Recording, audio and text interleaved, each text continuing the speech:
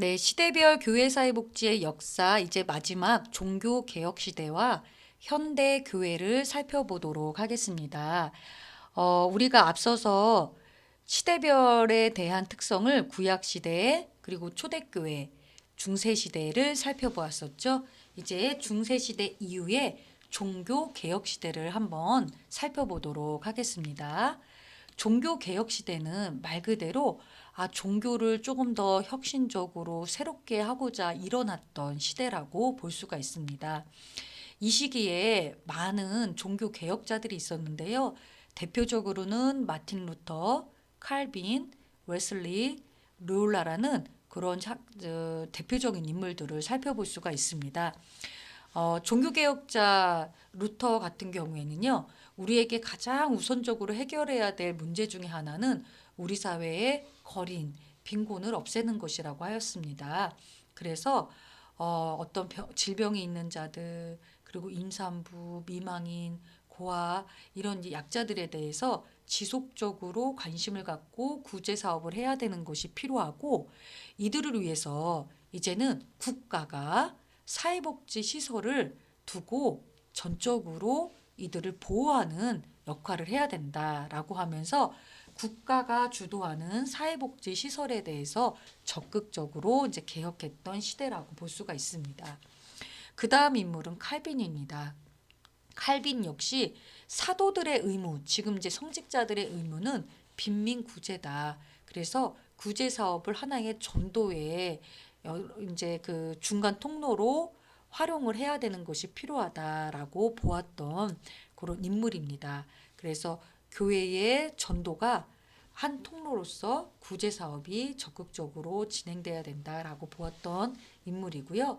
그 다음에는 이제 웨슬리입니다. 감리교 창시자인 웨슬리께서 복음 사역을 빈민 구제를 통해서 이루어질 수 있도록, 그래서 빈민 구제와 복음 사역이 함께 자동차의 앞바퀴와 뒷바퀴처럼 같이 가야 된다라고 보았습니다. 그래서 이런 이제 일들을 하기 위해서 무료 병원 진료소도 개소를 하는 일들을 했고요. 그리고 빈민들에 대해서 소액 자본을 대부해서 이들이 그 자금 유통에 성공을 하고 경제 활동을 할 수 있도록 했던 부분인 거죠. 더불어서 노예 제도를 폐지하면서 인간의 차별성, 어떻게 인간이 하등하게 대우받는 일이 없도록 노예를 폐지하는 일들을 적극적으로 실행을 하였습니다. 그 다음 인물은 르올라인데요. 카톨릭의 개혁자이죠. 르올라는 예수회를 창설을 했습니다. 그래서 이 중에서도 이제 부모의 보호를 받지 못하는 그런 아이들에 대해서 이들이 이제 교육을 받고, 교육을 하고 나서는 정상적인 사회생활을 할 수 있도록 취업을 알선하는 일들을 행한 것을 볼 수가 있습니다. 더불어서 또 사회적 약자 중에 여성들에 대한 피난처, 즉 마르다의 집을 설립해서 운영을 했죠. 그래서 가정에서 보호받지 못하는 여성들, 지금으로 얘기하면 여성복지죠. 이들에 대해서 더욱더 관심을 갖고 집중하는 일들을 하였고요. 특별히 로욜라 같은 경우에는 교육 사업을 가장 선교의 큰 무기라고 보았습니다. 그래서 교육과 복지, 지금은 이제 교육복지 부분이 있죠. 그런 이제 적극적인 현대적인 복지로서 교육 사업을 시행한 거를 볼 수가 있습니다. 우리가 또 이제 사회복지를 하다 보면은요, 사회복지를 하기 위해서는 교육이라는 거는 굉장히 필수거든요. 사람의 의식과 정신을 바로 정립시키는 것이 바로 또 하나의 이제 그 복지라고 봅니다. 마지막 이제 들어와서는요, 종교개혁 시대 이후, 즉 지금 현대 교회, 현대 사회를 볼 수가 있겠죠. 종교개혁 이후에는 좀 약간 뭔가 그 사회복지가 무질서하면서도 무계획적으로 행해졌던 부분들이 있습니다.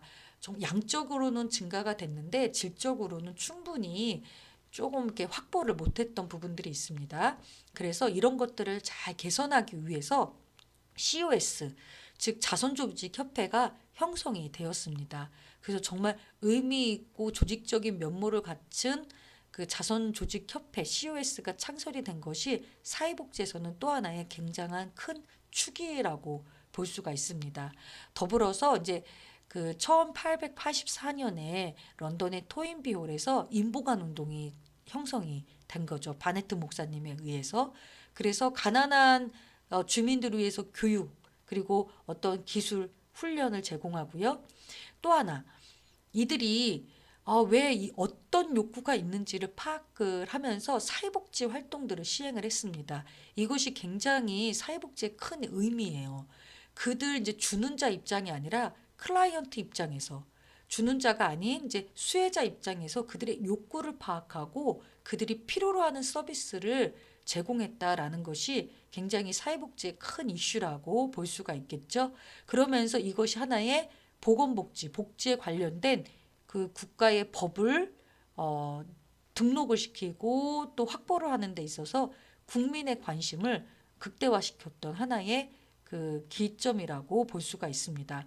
개인이 노력해서 복지적인 생활을 누려야 될 것도 있지만 그 외에 그거를 둘러싼 환경, 인간의 환경도 굉장히 중요하다라고 보면서 이런 이제 근래 오늘날의 사회복지에 굉장히 중요한 축을 마련을 한 거를 볼 수가 있습니다. 그래서 이 시대에는 오늘날의 사회복지의 효시다. 사회복지의 현대적 사회복지의 근간이 바로 요 시기에 형성이 됐다라고 보고 있습니다.